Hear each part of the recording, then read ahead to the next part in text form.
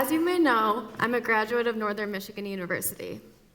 When I first came to Northern, I thought it was because I didn't want to end up living in a van down by the river. And it turns out that's exactly what I ended up doing. Who here has a unique but maybe daunting idea of something they want to do next with their lives or career, but maybe aren't sure where to start or if it's even feasible? Okay, quite a few. I like that. I'm not alone. Okay, well, lucky for you guys, I'm here to let you know why your unique or taboo idea is likely realistic and attainable. I'm going to take you on my journey over the last 5 years of building a successful handmade jewelry business, all while living in a van.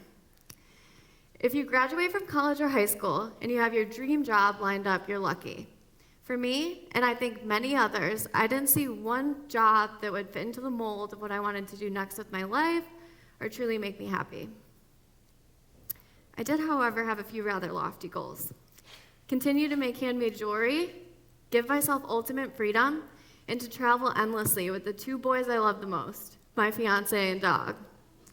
This is where it became apparent that the only situation that could possibly hit every mark would be to adopt a new lifestyle, van life, all the while making jewelry my full-time job.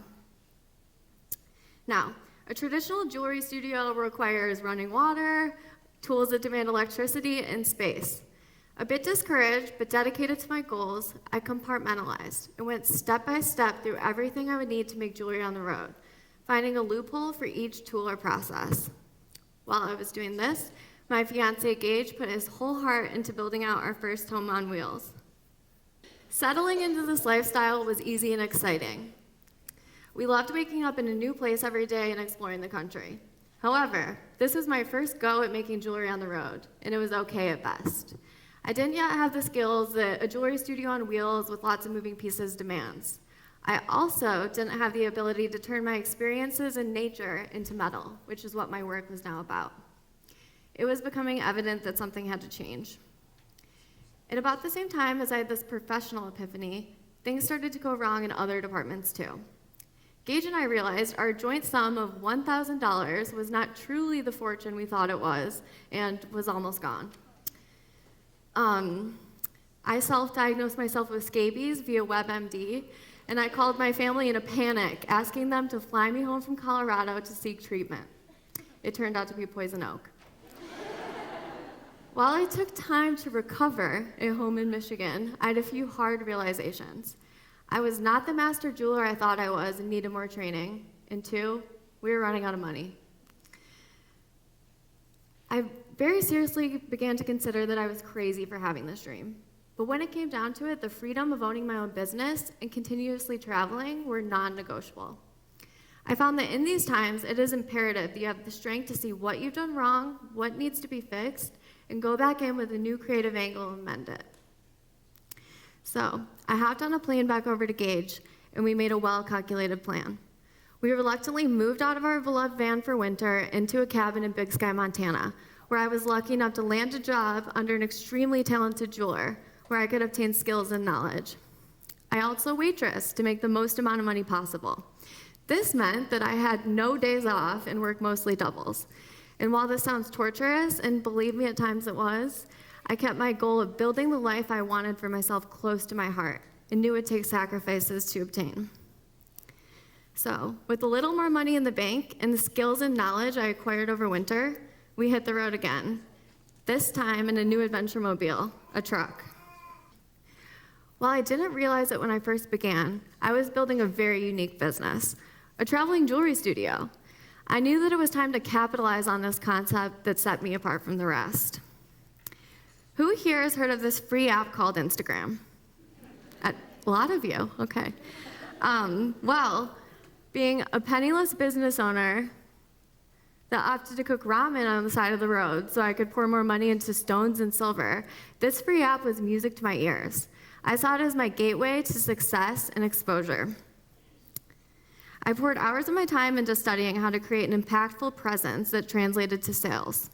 I also began to hone in on my camera skills, began meeting up with professional photographers in cities across America to obtain quality content. Soon, my grainy iPhone photos were no more, and I had a social media presence that finally stood out. In addition to Instagram, I began to tap into other mediums too. I can't tell you how many people I've emailed saying, hey, you should do a story on my unique business, to which they usually replied, yeah, let's do it.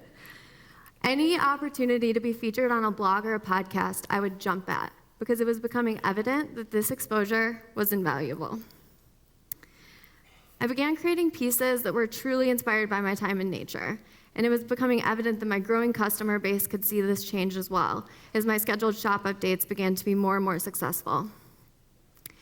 There was a defining moment that I will never forget. I made a collection of work named the Mountain Made Collection, and it went live on my website at 6 p.m. on the dot.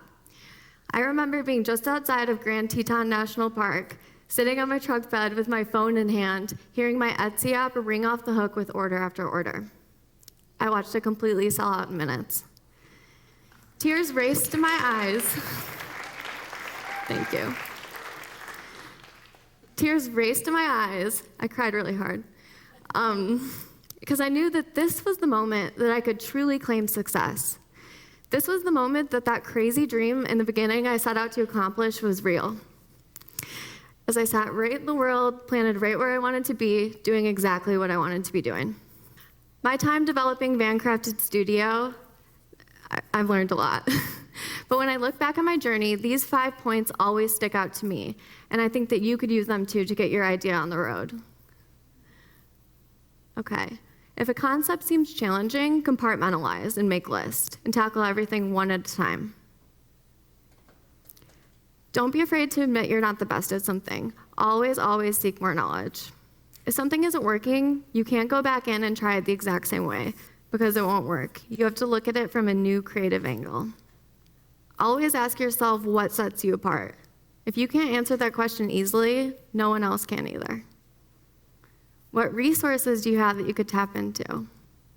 It's no question whether or not life is going to try to derail you when you're pursuing your dreams. That's a fact. There's a lot of paths that will end up being dead ends and take you in the wrong direction. But if you get creative and stay persistent, you will eventually end up on a road right to your dreams. Thank you.